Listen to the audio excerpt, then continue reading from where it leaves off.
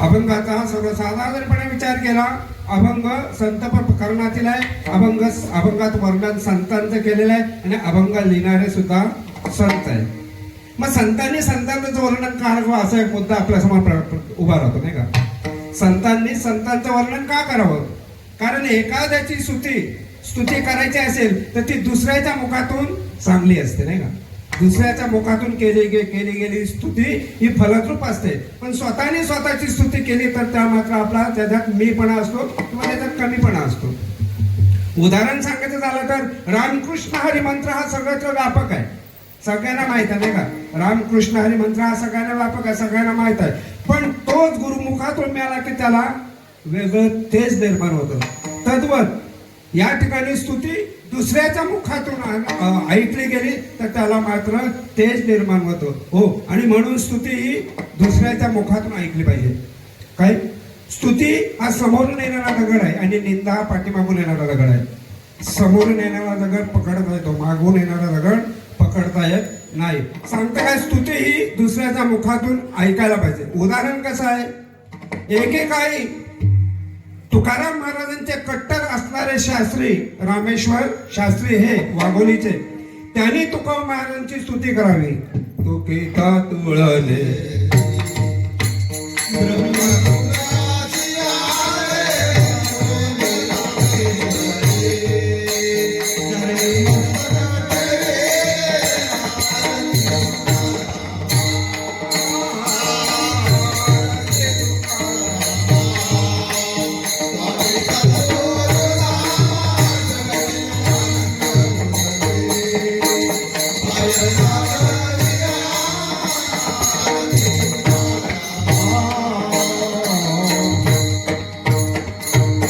किंवा म्हणे रामेश्वर भट्ट तुझ्या तुका विष्णू नोहे तुझ्या. ही स्तुती कोणी केले?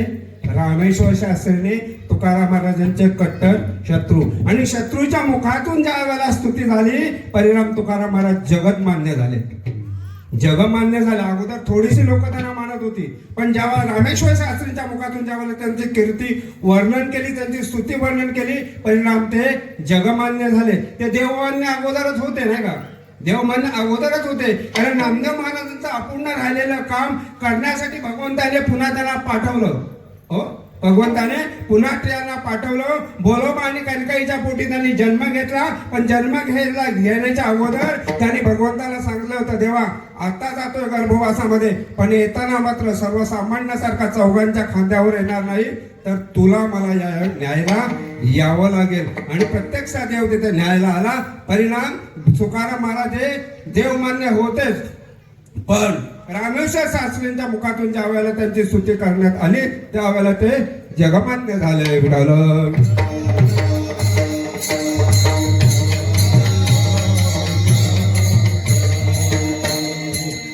मग इथे तर संतांची स्तुती संतच करतायत.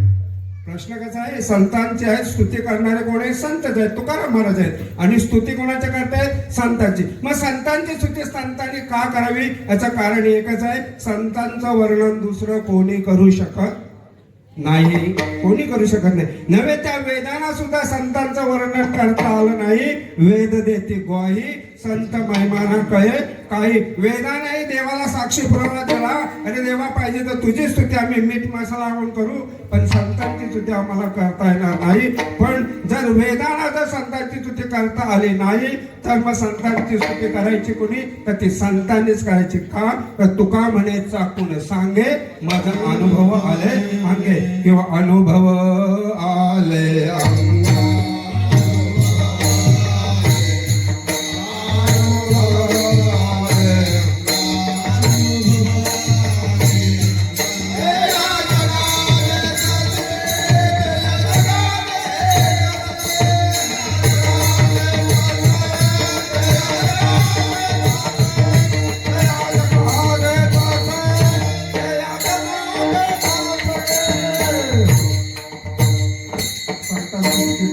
संतांनी संत हे अनुभवातून गेलेले असतात, संत हे अनुभवाचे बोल बोलतात. म्हणून संतांची स्तुती फक्त संतच करू शकतात, ते दुसरं कोणी करू शकत नाही. या ठिकाणी अभंग संत प्रकरणातील अभंग लिहिणारे संत अभंगात वर्णन केलेलं आहे संतांचं. पहिला मुद्दा आपला संपलेला आहे, नाही का. दुसरा मुद्दा या ठिकाणी असा उपस्थित होतो, तर संतांचं वर्णन या ठिकाणी करत आहे तुकाराम महाराज. ज्या ठिकाणी जातात त्या ठिकाणी जर संतांचे वर्णन करीत असतील तर मात्र काही साधकांनी तुकाराम महाराजांना प्रश्न केला. काही साधकांनी तुकाराम महाराजांना प्रश्न केला, महाराज तुम्ही प्रत्येक वेळेला तर संतांचे उपकार संतांचे उपकार संतांचे उपकार जर वर्णन करत असाल तर ते संतांचे उपकार आहेत तरी का? सांगू म्हटल्याच्या नंतर समोर कोणतरी विचारणार आहे नक्की, नाही का. महाराज काय म्हणतात, काय सांगू काय सांगू काय सांगू म्हटल्याच्या नंतर समोर कोणतरी विचारणार आहे. काही साधकांनी असा आपण प्रश्न धरू, काही साधकांनी तुकाराम महाराजांना प्रश्न केला, महाराज संतांचे उपकार संत आहेत तरी किती? त्यावेळेला मात्र तुकाराम महाराजांनी काय केलं, थोडस मौन धारण केलं. कारण का संतांचे उपकार सांगायचे आहेत आपल्याला. संतांचे उपकार अगणित उपकार आहेत. त्यामुळे संतांचा उपकार सांगण्यासाठी तुकाराम महाराजांनी थोडं मौन धारण केलं. का वेळेला माहिती आहे का, पूर्वीचा काळ होता जेव्हा एखादं गव्हर्नमेंट ऑफिस वगैरे असायचं ना, त्या ऑफिसमध्ये असे कपाट असे, त्या कपाटात पूर्ण फाईली भरलेले असायच्या. सध्या तसं नाही, सध्या सगळ्या फाईल कॉम्प्युटरमध्ये फिट असतात. कॉम्प्युटर ओपन केला की ते फाईल सगळ्या ओपन होतात. कुठलं पेपर पाहिजे ते आपल्याला घ्यायचं. परिणाम असा झाला, त्या ठिकाणी तुकाराम महाराजांनी मौन धारण केले. याचं कारण असं आहे, तुकाराम महाराज मौन झाल्याच्या नंतर हा देहरूपी कॉम्प्युटर त्यांनी ओपन केला. देहरूपी कॉम्प्युटर ओपन केल्याच्या नंतर तो माऊस हातात घेतला. कुठला? हरिमुखे म्हणा. तो माऊस हातात घेतला. परिणाम त्या ठिकाणी बाणाची खून आली. जाणारा बाण घालून दिला, येणारा बाण घेतला, परेवर जाऊन क्लिक केला. सगळ्या फाईल ओपन झाल्या. फाईल ओपन झाल्याच्या नंतर मात्र तुकाराम महाराजांनी सांगितलं, संतांचे उपकार कितीतरी आहेत, पण त्यातले मनुष्य जीवनाशी निगडीत असणारे उपकार मी मात्र तुम्हाला सांगतो. या अभंगाच्या माध्यमातून तुकाराम महाराज तेच उपकार सांगतायत. संत काय करतात? जागवतात, शिकवतात आणि सांभाळ करतात.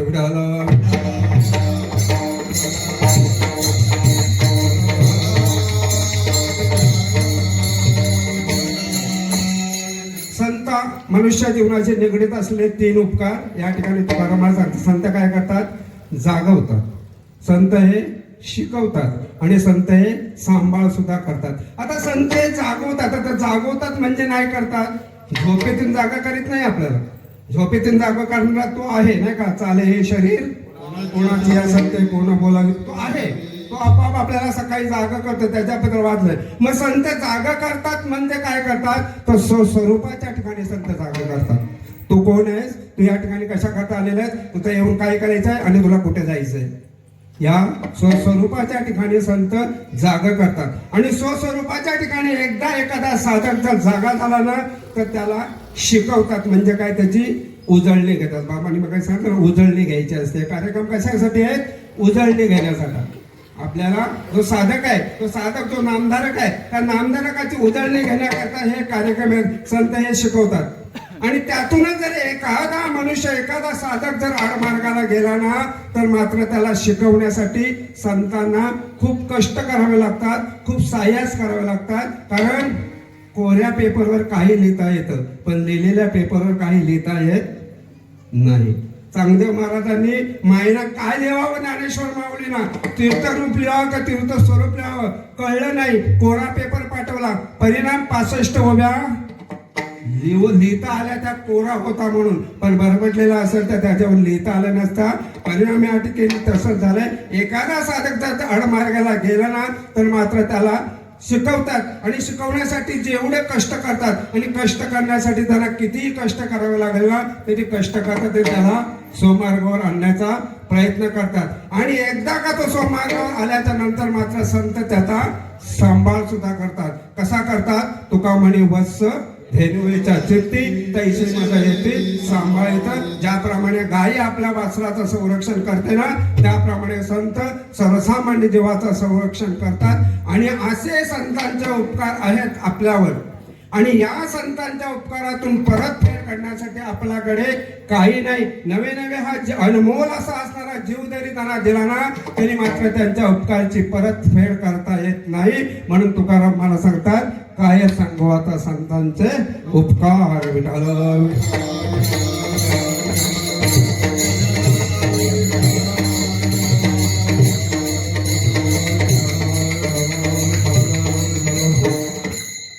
अभंगवता संतांचे उपकार.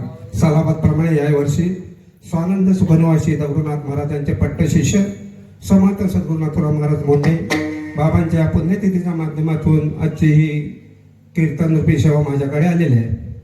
हो बाबा, ज्या तिथं काय पहिल्यांदा काल देव आला नाही का, काल देवाचा जन्म झाला. नवमीला देवाचा जन्म झाला. आज दशमीला इथं तो आपला कार्यक्रम आणि उद्या बाबांची पुण्यतिथी. काल देव आला, कोणत्या तिथीला आला? नवमीला आला. पण नवमीला तो जरी आला असला तरी भगवंत तो मी नवमीला आलाय, पण तो मी नाही. तो मी कुठे आहे? जैसा हृदयामध्ये रामी, या दशमीमध्ये आहे. आणि दशमीमध्ये तो आहे हे दाखवण्याचं काम कोणी केलं? संतांनी केलं, नथुराम बाबांनी केलं, पतारे बाबांनी केलं, विठोबा बाबा आजपर्यंत करीत आहेत. ते त्यांनी दाखवलं. नथुराम बाबांनी दाखवलं, तुकाराम बाबांनी दाखवलं. आणि दाखवल्याच्या नंतर ज्या तिथीला ते हा देव सोडून परलोकामध्ये गेले आणि गेले त्यावेळेला ते तिथी मात्र पुण्य झाली आणि म्हणून त्या तिथीला पुण्यतिथी असे म्हणतात. आणि त्या पुण्यतिथीच्या माध्यमातून आर्थिक कीर्तन रूपी सेवा.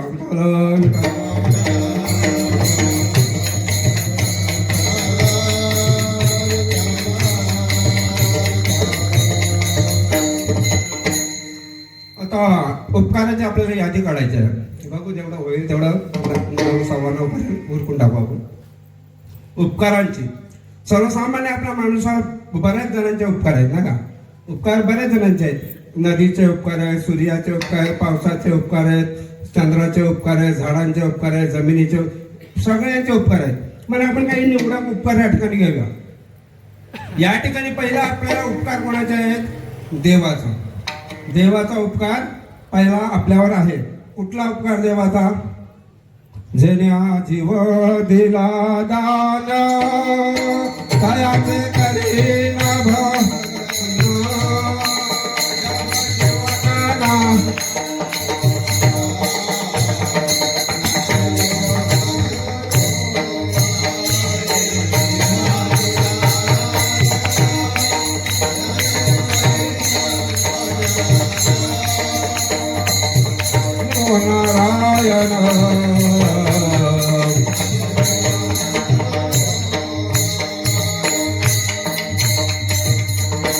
देवाने हा काय जीव दिला आपल्याला, काय दान दिला.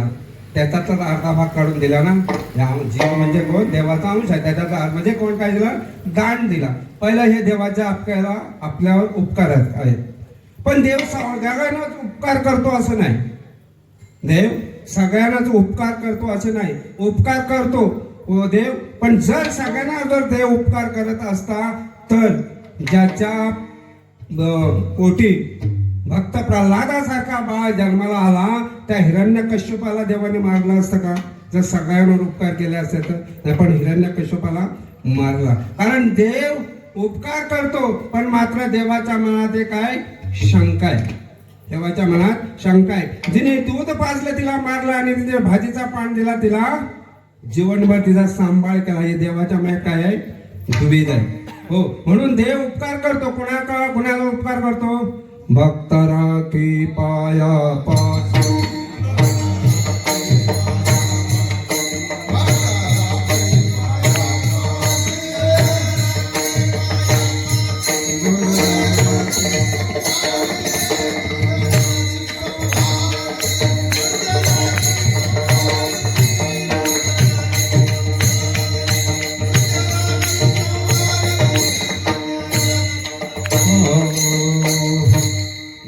करतो. पण कोणावर? भक्ता राखी पायापाशी दुर्जनांशी संवारी. भक्तांचं संरक्षण करतो आणि दुष्टांना मारतो. म्हणजे देवाच्या मनात द्वेष आहे. फक्त रक्षण करतो कोणाचं? भक्तांचं करतो नाही का. भक्तांचं रक्षण करतो. आणि त्याचा पुरावा आहे आपल्याकडे. 56 कोटी यादव मारून टाकले. असणारी सोन्याची दोरका त्या यमुनेमध्ये, त्या नदीमध्ये बुडवून दिली. आणि देव कुठं राहिला? द्वारकेचा राणा पांडवांच्या घरी येऊन राहिला. का पाहते पांडव अखंड वनवासी.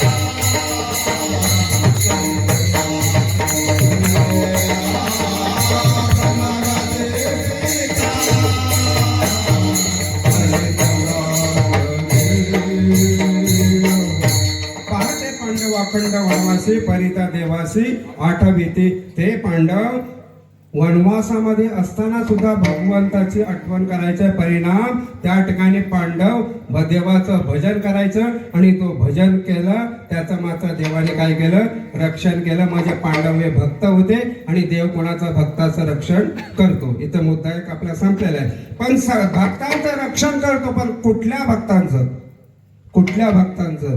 जो मज होय अनन्य शरण याचे निवारे मी जन्म मरण याला मी शरण शरण. जो अनन्य भावे भगवंताला शरण गेला ना, त्याचं मात्र देव काय सांभाळ करतो. अनन्य भावे शरण जायचं म्हणजे कसं, जीवना वेगळी मासोळी तैसा तुका तळमळी. मासा ज्या वेळेला पाण्याच्या बाहेर काढल्यानंतर तडपडत मरून जातो ना, त्याप्रमाणे भगवंताशी अनन्य असलं तर भगवंत मात्र त्याचे नक्कीच संरक्षण करतो. उदाहरण सांगायचं झालं तर एक बघा, महाभारताचं उदाहरण घेऊया आपण. एका दिवशी बळराम दादा आणि भगवान परमात्मा सुभद्रेच्या घरी जायला निघाले. सकाळ उठून सुभद्रेच्या घरी गेले.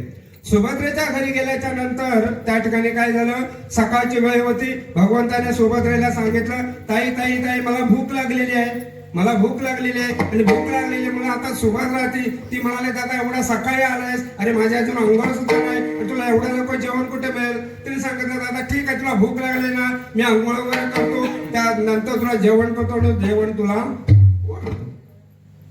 तद्वत. त्याच्या अगोदर तिने काय केलं, एका ताटामध्ये फळं भरली आणि ती फळं देवासमोर आणून ठेवली. देवा तोपर्यंत फळं खा.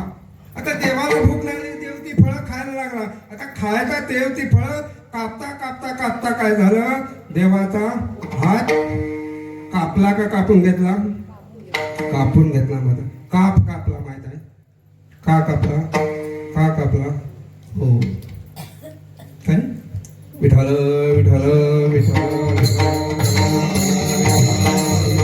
हो, का कापला माहित आहे हो.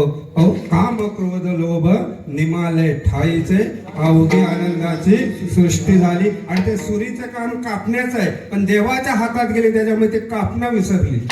त्याच्यामुळे ते कापणं सुद्धा विसरले. माझं काय काम आहे ते विसरून गेले घर कामात विसरून गेले. आणि विसरून गेले आता फळ कापण्यामध्ये देवाने मुद्दाम काय केला, आपला कापून घेतला. हात कापून घेतल्याच्या नंतर आता प्रश्न आहे तिकडे विचारलं, अरे देवाचा हात कापला, देवाचा हात कापला, हाताला काहीतरी बांधायला चिंधी पाहिजे नाही का, हाताला काहीतरी बांधायला चिंधी पाहिजे. आता चिंधी बळराम दादाने सुभद्रेला हाक मारली, अगं ताई ताई देवाचा हात कापलेला आहे, जरा चिंधी आणून दे ना, जरा चिंधी लागेल. आता त्या लहान माळामध्ये ती द्रौपदी आपली सुभद्रा चिंधी शोधायला लागली. मला चिंधी हो चिंधी शोधायला लागली. चिंधी म्हणून एक आता आठवलं काय माहिती नाही, आई आहे ना, आई ज्या कोचवर बसायची ना, त्या बाजूला एक लोखंड होता, असे मिळेल ती रस्सी त्याला बांधून ठेवायची, मिळेल ती रस्सी त्याला बांधून ठेवायची. आणि बांधून ठेवल्याच्या नंतर काही वेळ कशाला रस्त्या बांधून ठेवतात, आपली लीलाबाई पण जायची पेनवाली, आई कशाला बांधून ठेवताय. आई सांगायची, अगं तुला समजत ना लीलाबाई, तो येतो ना त्याला ती रस्सीची गरज लागते ना, मग तो शोधित बसतो, त्यासाठी बांधून ठेवलाय. आई गेली, आज 194 दिवस झाले आईला, 194 दिवस आज झाले, पण ते चिंधी सुद्धा आता सापडत नाही. विठ्ठल विठ्ठल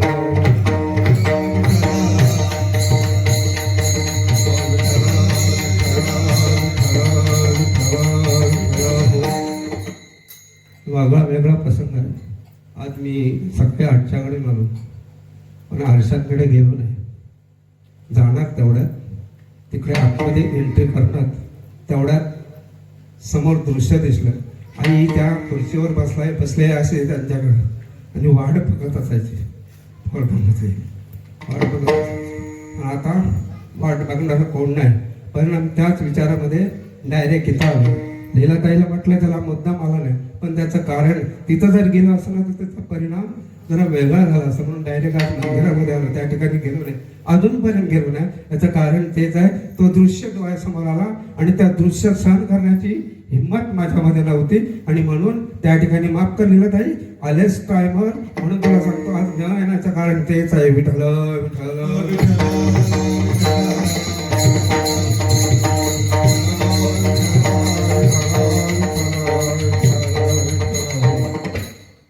विषय कुठं होता आपला? भगवंताचा हात कापला. हात कापल्याच्या नंतर मात्र त्या ठिकाणी बळराम दादांनी सांगितलं काही चिंधी पाहिजे, चिंधी पाहिजे, चिंधी पाहिजेच्या नंतर मात्र ती सुभद्रा चिंधी शोधायला लागली, पण चिंधी मात्र मिळाली नाही. भगवंत तसेच उठले आणि द्रौपदीकडे गेले. द्रौपदी आपल्या अंगणामध्ये रांगोळी काढत होती आणि रांगोळी काढता काढता मुखाने तिचं भजन सुद्धा चालू होतं. गोपाळा गोपाळा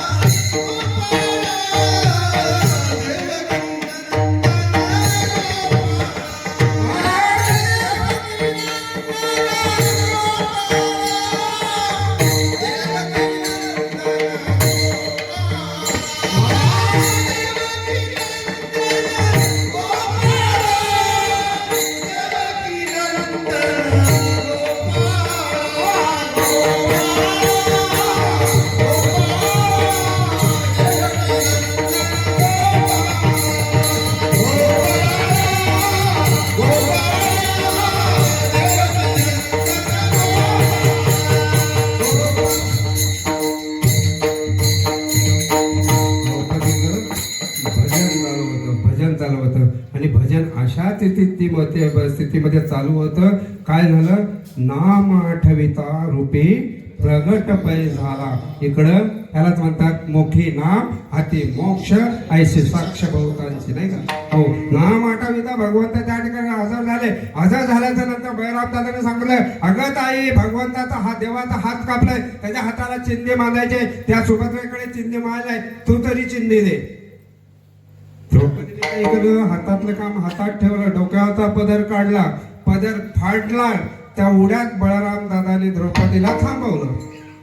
तुम्ही सांगितलं, दादा आपला ताई, ज्या स्त्रीचा पती जिवंत आहे तिने पदरा करून कधीच साडी फाडायची नाही. काय सांगत? ज्या स्त्रियांचा पती जिवंत आहे त्यांनी पदराकडून कधीच साडी फाडायची नाही.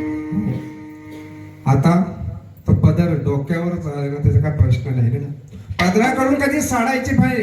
त्यावेळेला द्रौपदीने आता त्या बळराम दादाला सुंदर उत्तर दिलं, दादा ठीक आहे, मी त्या भगवंताची बहीण आहे, मी त्या भगवंताची बहीण आहे, मला हे साधं माहित नाही का? मला हे माहित आहे, पण माझ्या डोक्यावर किती दिवस पदर ठेवायचं हे माझ्या दादाच्या हातात आहे. विठ्ठला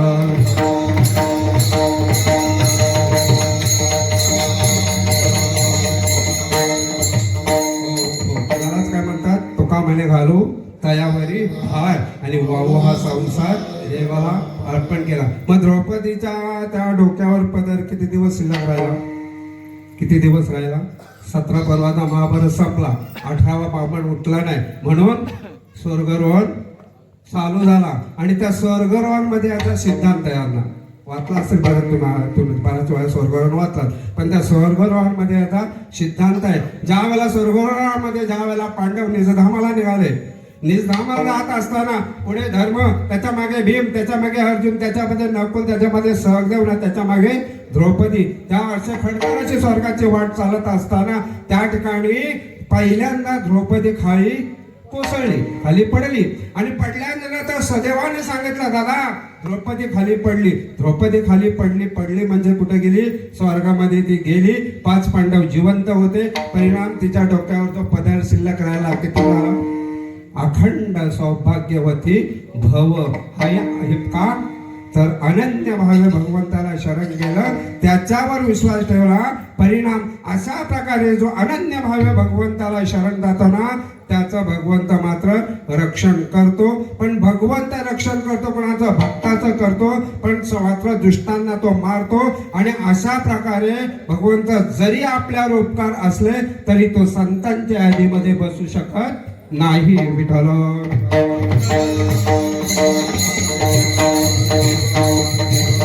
Thank you.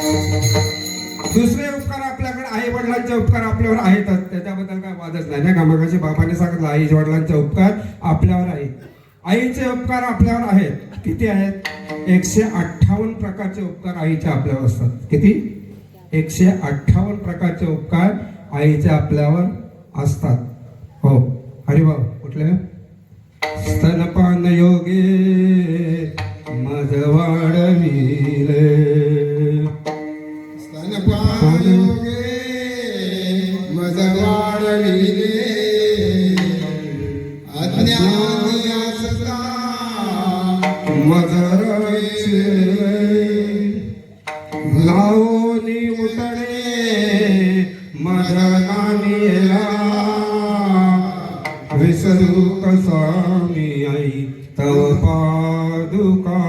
नमस्कार आई तव पादुका, तव अंगावरी मी ओळखलो फटिका, तुझ्या चालीने बहुदिन रात, परी विठ्ठल मुळी नाही आला.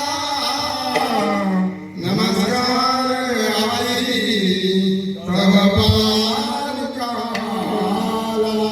मातृके तुला मी बहु दुःख दिले, तुझ्या शुद्ध अंगी मलमूत्र गेले, पर्यावरणी मज खेळला. नमस्कार आई तव पादुका.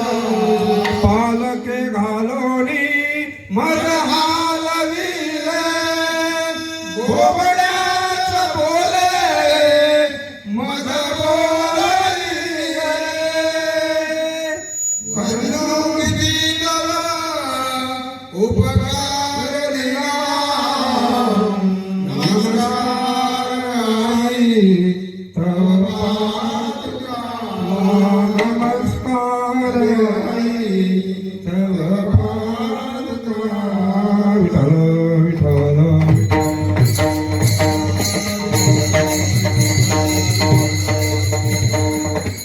अशा प्रकारे आईचे उपकार आपल्यावर आहेत. नाही, आईचे उपकार बरेच आहेत. आपल्या 158 प्रकारचे उपकार. तुम्ही मोबाईलवर सर्च करा आईचे उपकार. आईचे उपकाराचा एक ऍप आहे, त्याच्यावर मोबाईल सर्च करा. 158 प्रकारचे उपकार तुम्हाला पाहायला मिळतील. हो, 158 प्रकारचे उपकार आईचे आहेत. त्यातला एक उपकार तुम्हाला मी आता एक सांगून जातो. काय झालं माहिती आहे काय?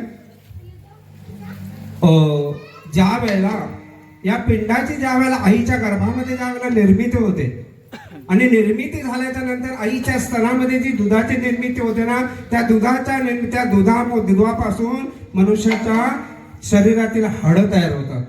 हाडाचा रंग कसा असतो? सफेद. दुधाचा रंग कसा असतो? सफेद. कारण ते आईच्या दुधापासून तयार झालेले असतात ते हाडं. आणि आईच्या दुधापासून हाडं. एखादा जर प्रसंग जर आपल्यावर आला ना, आपण सहज बोलतो, अरे ये मी पण माझ्या आईचं दूध प्यायलोय. सरळ बोलून टाकतो, ये मी पण माझ्या आईचं दूध. याचा अर्थ त्या हाडावर आईने दिला, आईची बलकटपणा असते. हो, त्या हाडाचा रंग पांढरा, याचा अर्थ त्या आईच्या दुधापासून ते हाडं तयार झालेले असतात. आणि अशाच वेळेला ज्यावेळेला एखादा मनुष्य ज्या वेळेला मरण पावतो ना, आणि मरण पावल्याच्या नंतर मात्र त्या ठिकाणी काय होतं, आपण सगळे पुरुष मंडळी त्याला असं पाळतो आणि स्मशानात घेऊन जातो. स्मशानात घेऊन खाली मोठी मोठी अशी लाकडं ठेवतो, त्या लाकडावर ठेवतो, पुन्हा वरती लाकडं ठेवतो.